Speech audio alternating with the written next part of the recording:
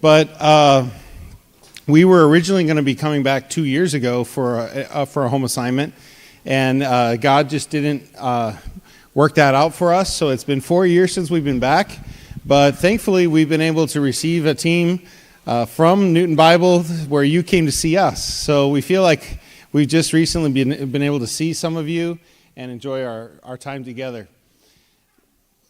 It's hard to encapsulate 4 years of ministry in just a few minutes of presentation. I'm going to do the best I can tonight to summarize what God's been doing through us during this time. It's been a challenge, but God's really provided in incredible ways. And we hope that the ministry this evening will be an encouragement to you as we work through the topic for this weekend, overcoming the barriers to discipleship. We went through approximately 8 months of lockdown. It's kind of like a dark time for us in the sense that we were in our homes. We could not leave our front door except for 1 day a week from 8 o'clock in the morning until 2 o'clock in the afternoon to buy groceries. And we could only go out, either Brenda or I, to buy groceries during that time based on the last number of our Social Security number. So it was a difficult time, but God provided some interesting opportunities during that time when we were at home. We enjoyed that time with the company of two girls who grew up through our kids club and were living in our home at the time. We came back in 2019 from our last HMA, and they were with us throughout the entire lockdown time, staying with us. A couple of girls who were getting independent from a very difficult home life situation, so we were able to kind of adopt them for about 2 years while they lived with us in our home. Became big sisters for Daniel and Luke during that time. Enjoyed our home life together for the first time. Enjoyed what would be Christian parents in their lives, and we were able to disciple them in a very close and personal way through that time. If you can imagine, our family even did puzzles, which to me is something that's very surreal now to think back about that. Now, I personally didn't do that. I think I did 3 puzzle pieces over that entire 8 months because I just can't stand it. But we weren't going anywhere during 8 months. And it would be easy to believe that during this time, everything just stopped and God wasn't working. But God was working. God didn't stop moving during that time. For those of you who remember, during that time, one of the first things that happened when the government announced the shutdown, because some of my best friends are Ecuadorian pastors, the first thing that came to my mind is that they're going to immediately lose their salary. Because of the churches meeting on Sundays, there won't be any offerings, and those pastors who live from their congregations are not going to have any income. So we organized an emergency fund to give the pastors a sustainable salary during the time of the pandemic, and there was so much money that came in through that time, and you responded so generously during that time that we were able to provide 22 pastors with a monthly salary of $300 a month for 8 months in Ecuador, and $500 additional offering to each one of those churches for food basket distribution to the poorest families in their congregations. So God was moving in some incredible ways. One of the ways that he did that, one of the reasons I didn't do puzzles, is we were able to create a new theological seminary while we were sitting around without able to go anywhere. The Bible Institute was in decline and basically was operating with very few students and was a traditional form of study. And so during the pandemic, it became obvious that a new type of theological education was required to reach out to people who are outside of the immediate area of the Bible Institute. And so after forming a group of pastors into a board, the board rallied together, allowed the Bible Institute to fade away, and created a new entity, which is the Berean Theological Seminary. One of the local churches in our association opened up one of their classrooms, 2 of their classrooms that they weren't using, for us to have an office and a library. The seminary is 100% online. So we did away completely with in-person classes, face-to-face with a teacher, and moved the entire curriculum online and expanded the curriculum and organized the curriculum into a 4-year degree. So the students who sign up in our seminary take classes online, but rather than being a traditional online study where basically it requires them to read books and then answer questions, that form of online study was very difficult in Latin America because they don't have very high reading comprehension levels. And so our classes are kind of a hybrid using Zoom. We have in-person classes with them throughout the week, and they meet on Zoom and then also have the platform online where they upload their homework and the teachers can put their assignments on the platform and they can download their books and all those kinds of supplies. So the seminary was created, basically the entire seminary physically, this is pretty much all you can see, is our library of books. But God's been moving in some extraordinary ways. Because we have an organized 4-year bachelor's degree program, we were able to invite the leader of, the president of Dallas Theological Seminary's Spanish program to Ecuador and gave us a Bible conference. While he was there, he signed an agreement with our seminary allowing our graduates to move on in their education to Dallas Theological Seminary for their master's and doctoral programs, automatically accepting all of our credits and accepting them for their highest level of scholarship program as well. So as they graduate from our seminary in Ecuador, they can move on in their education to Dallas Theological Seminary at a price that works out to be roughly a 90% savings versus what an American student pays. So it's an incredible opportunity that God provided for us during that time. During this Bible conference, the seminary has continued to grow.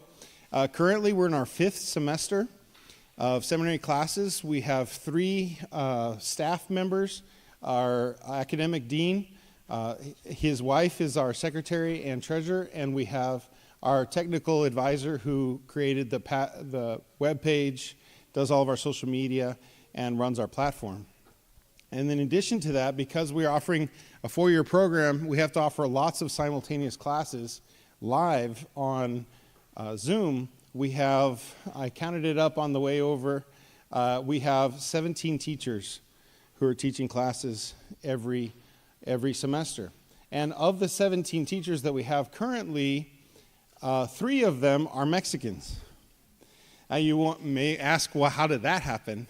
How do we have 3 teachers teaching from Mexico for the seminary in Ecuador? Well, about 80 years ago, our mission, Crossworld, in its various forms back then, some of it was in Ecuador, Berean Mission, and in other places, UFM International, began planting churches in 3 Latin American countries that share the Spanish language: Mexico, the Dominican Republic, and Ecuador.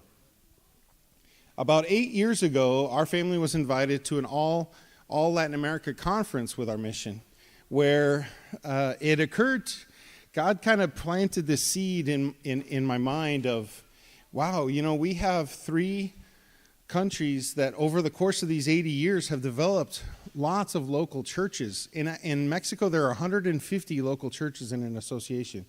In the Dominican Republic, there's 35 churches in their association. In Ecuador, we have 22 churches.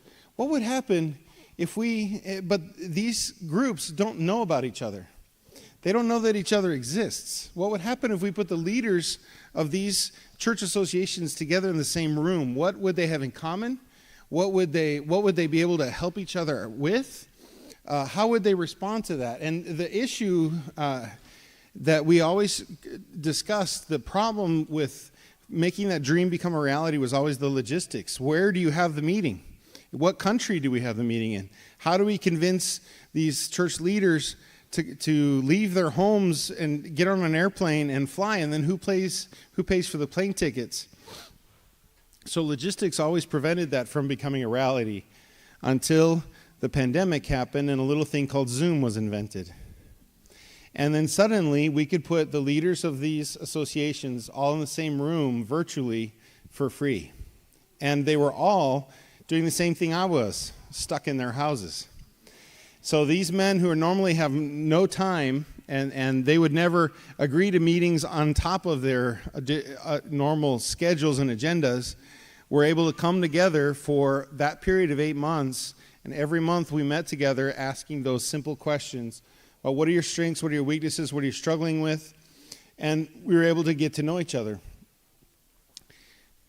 After that period of the pandemic, one of the things that came out of those discussions was that there are two primary themes that all three of these church associations were dealing with. One was international missions. They all desired to do it, and none of them are able to accomplish it to this point. The second was theological education. All of them are concerned about the next generation of pastors, how they're going to be raised up. So the seminary fit perfectly into that second scenario.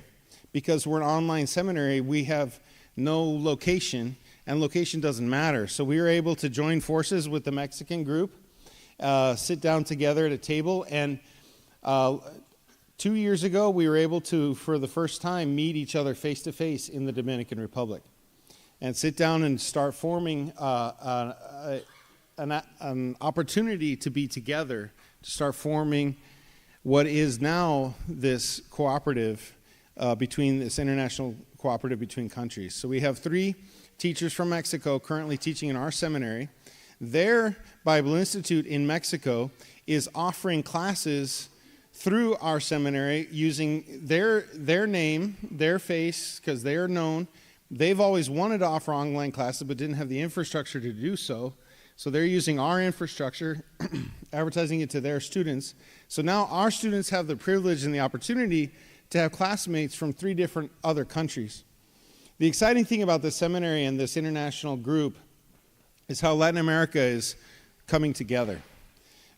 Just to give you an example of how much the world has changed, we have a student in our seminary who is from Haiti.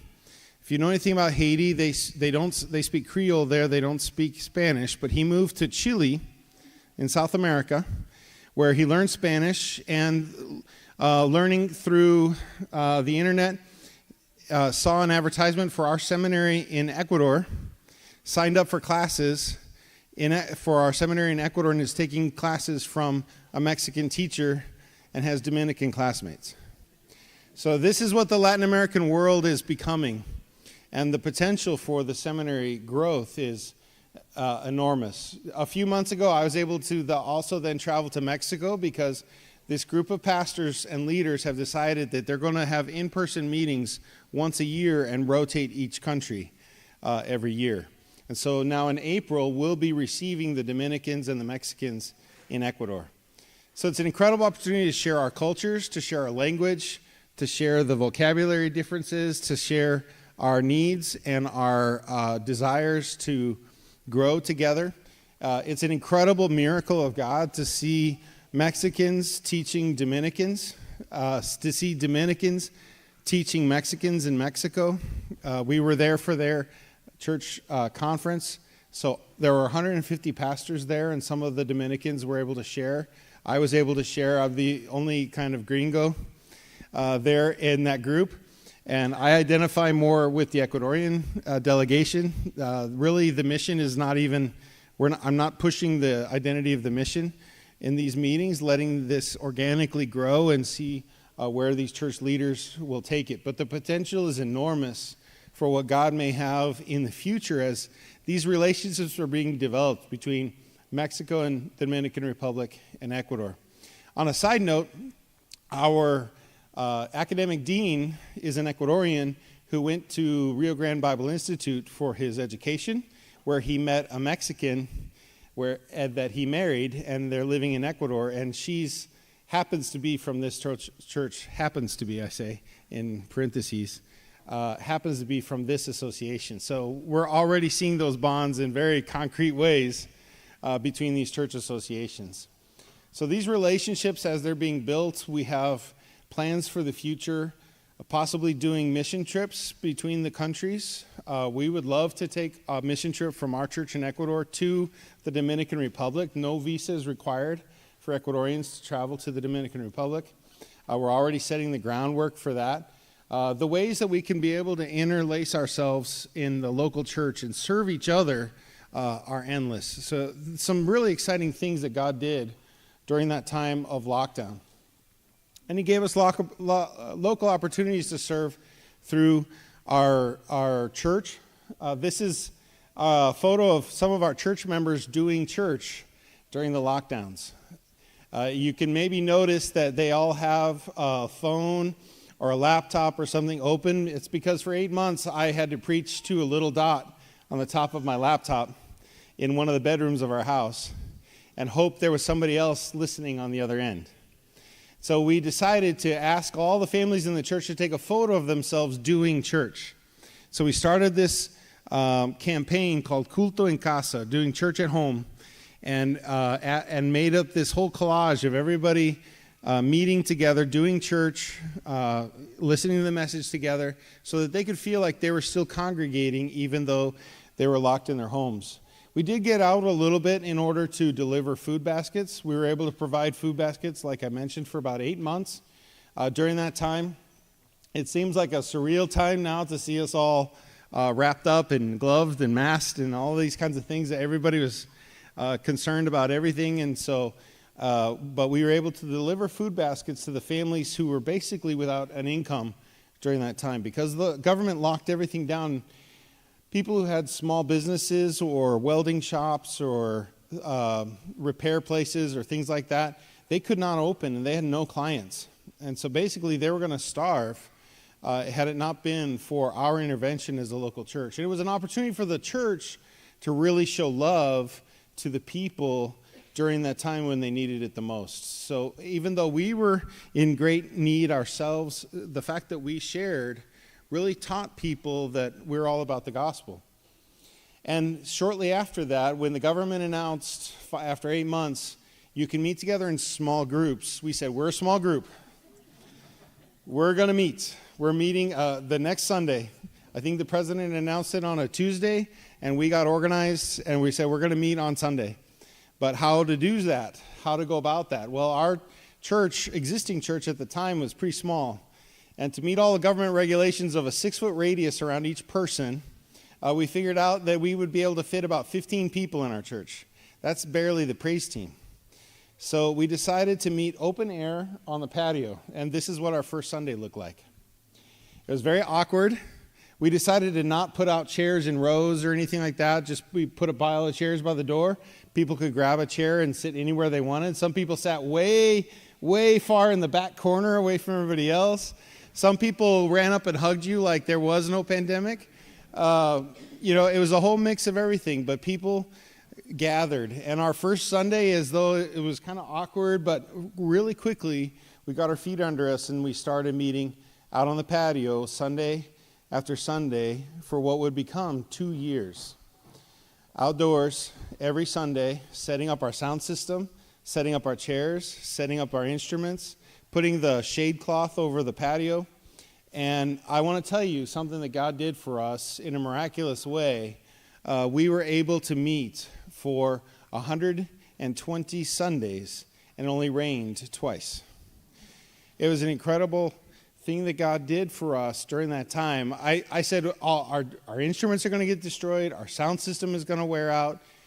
God, like the nation of Israel, going through the desert, preserving their sandals through that time, preserved our sound system, preserved our chairs. We were able to continue to meet, and the church grew. And then it grew, and it grew. It continued to grow to the point that when the government lifted all restrictions, then it wasn't an issue of we can't fit in our building because of the 6-foot radius. Now we can't fit in our building even if we're side by side, shoulder to shoulder. Now what are we going to do? Now we're out on the patio with this huge congregation, and we have nowhere to meet. We can't just meet outdoors indefinitely. It was getting really old at 6 a.m. every morning, looking out the window for the first rays of sunshine to see if it was going to rain or not, because we don't have AccuWeather in Ecuador. But God started working through these ministries. And it wasn't just on Sunday mornings. I don't want to give you the impression that our ministry was all about people coming to a show on Sunday mornings outdoors. It was through discipleship, through our men's meeting. Our men's ministry and our ladies' ministry and our youth ministry was all about person to person. People started coming and they needed help. They needed hope and they needed faith. And we were able to give that. We were able to teach that to them. People were desperate and people were hurting. We were able to serve together. We were able to do activities together. We were able to live life together. And our men's meeting went from having 6 or 7 men on a Wednesday night to having about 25 men meeting every Wednesday night for Bible study. And today it's still going really, really strong. Our men are the rock of our church. They're the root of our church, and really the strength of our congregation comes from our men. And we teach them that principle, that as heads of households, their families will follow their example spiritually. The women, too, also grew during that time. The women grew to about 35 different women meeting each week for Bible study, bringing all their baggage, all of their issues, all of their problems, all of the struggles and difficulties of learning about what it is to be a Christian, learning about how to reach their families, their husbands, and their children for Christ through their godly example. The women's ministry continued to grow, and one of the advantages of being in Ecuador for 17 years is that we've seen now the generation of for us kids who came up through our kids club now have kids of their own. And so we're seeing that second generation now of little kids who are, for the first time in the history of these families, well, you have little kids growing up in church. That's a new phenomenon that our church is only just experiencing for the first time. Our youth ministry grew. The youth were really suffered during the pandemic in the sense that they did not have school in-person classes for 3 years. The Ecuadorian government did not have them go back to in-person classes for that time because of all the fear of being contagious and all of those things. And so our kids really struggled emotionally at first. And so one of the biggest priorities was to get them out in the open air. And teenagers are resilient. They remember how to have friends pretty fast. And Ecuador is just a beautiful country in order to do that. And so we emphasize doing lots of outdoor activities, camping trips, hikes, getting them out in the open air, and getting them to take their masks off. Mask wearing, because it was obligatory for us, became a kind of a safety blanket for junior hires who are already self-conscious, so they just cover their faces even when it was long past the time where they needed to wear them. So teaching them that they could enjoy life and they could enjoy their friends has helped us grow our youth. Our youth are growing, and again, our youth are one of the foundations of our church because they are the ones who are doing a lot of our ministries. They're the ones in the sound booth. They're the ones running the kids' ministries. They're the ones who are out there doing evangelism, bringing their parents to Christ. Most of these youth do not have Christian parents. Many of them are the only believers in their households. But as the group grows and their lives begin to change, they're slowly reaching their parents for Christ. Our children's ministry really suffered during this time. It was the last ministry that we were able to restore because of all the restrictions. But again, our youth immediately have become involved in the children's ministry. And in our church, as soon as the kids are old enough and start kind of graduating from being kids in the kids ministry, that we immediately make them helpers and teachers to begin leading.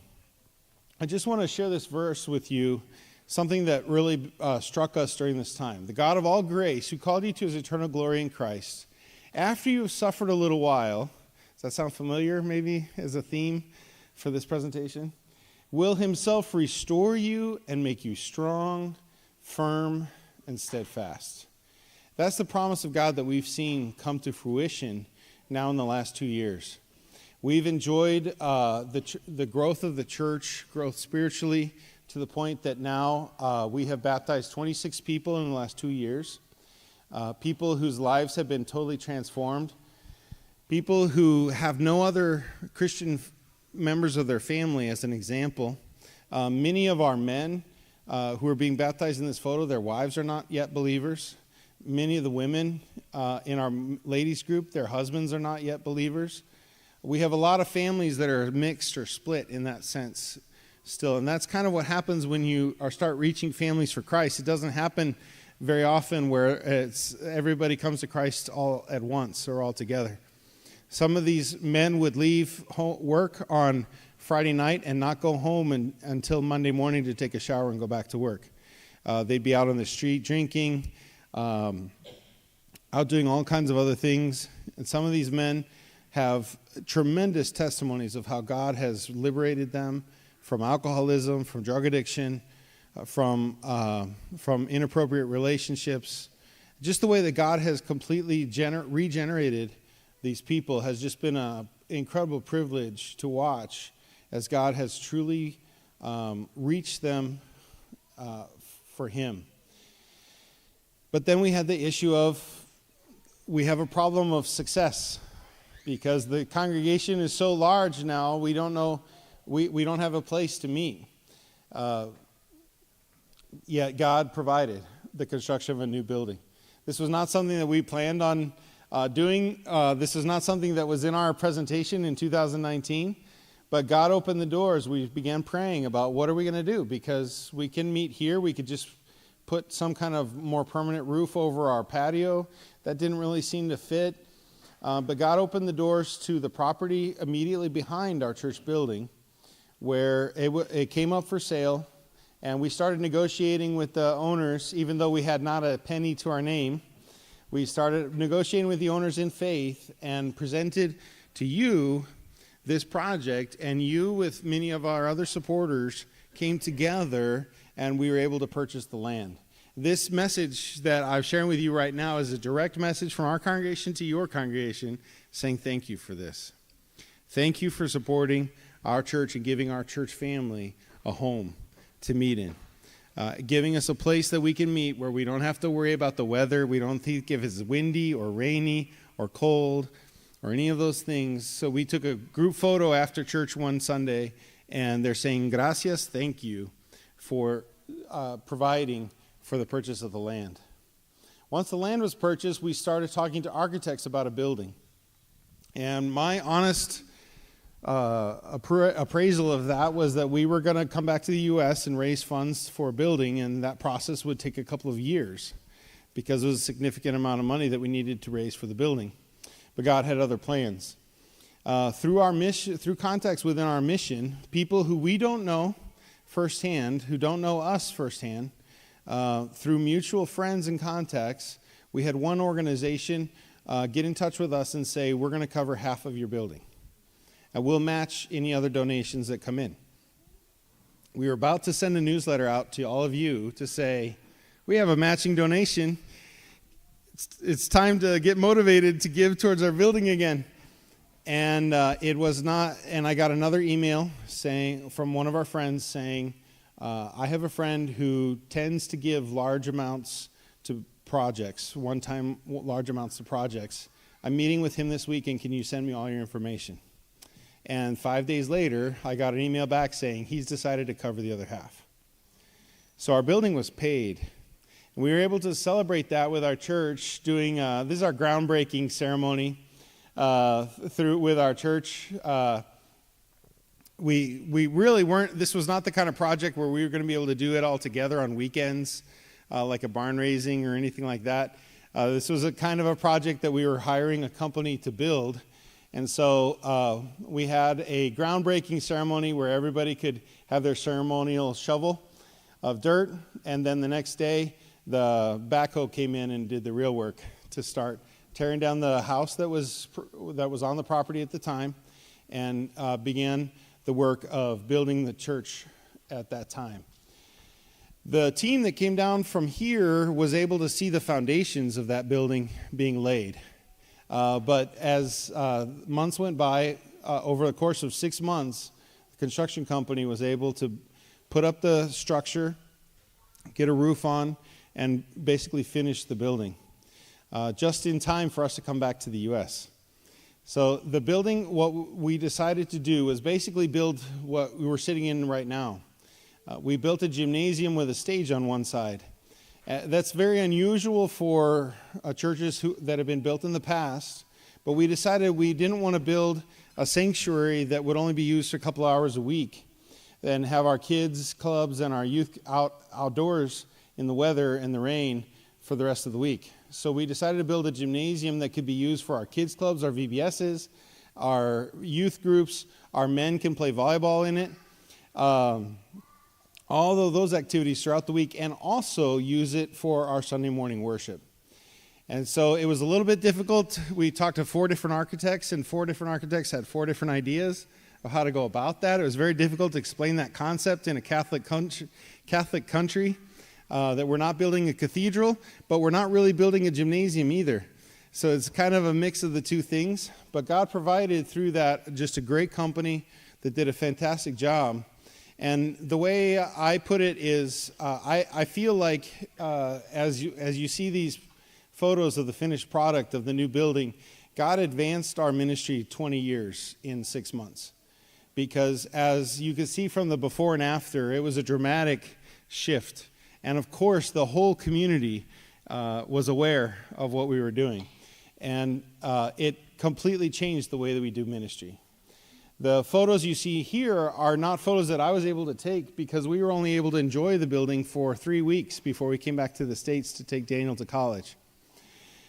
But they sent me photos of their VBS from this year. And their first VBS in the new building had 160 kids attend. This is them, and they did it without us. With all of the church leadership, with our youth leading the program, leading the choreography, advancing the program together. They were able to use the building to its full extent, and today we have a home for our congregation. The ministry is moving forward. The children are being taught. This is our old sanctuary. To give you an idea of where we used to meet for the whole congregation is now just one of our classrooms, and the ministry is advancing. We have a new generation of young people who are teaching, and the church continues to grow. What we've heard since we left in June is there are approximately 20 more people who've come to the church since we left, and it continues to grow. Our academic dean from the seminary, Franklin, agreed to come and preach for the 6 months that we're gone. And our prayer is for him, because he has a real pastoral heart, is that he'll want to stay. He's, quote unquote, on loan from one of the larger churches in our association. We're hoping that loan turns into a grant, and that he can just stay, and we'll be able to work with him in leadership, as he's been doing a fantastic job. The church has really fallen in love with him and his wife. They just had their first baby about a month and a half ago. So that's exciting for everybody. That gives the church something to really celebrate, that they've had their first baby, and they're doing really great. So we're looking forward to working alongside of them when we return in December. So thank you so much for your prayers and your support through the last 4 years. I know it's been a long time since we've seen each other, but what you have done in the ministry in these last 4 years has borne fruit in some very, very dramatic ways. There's a lot of work to be done.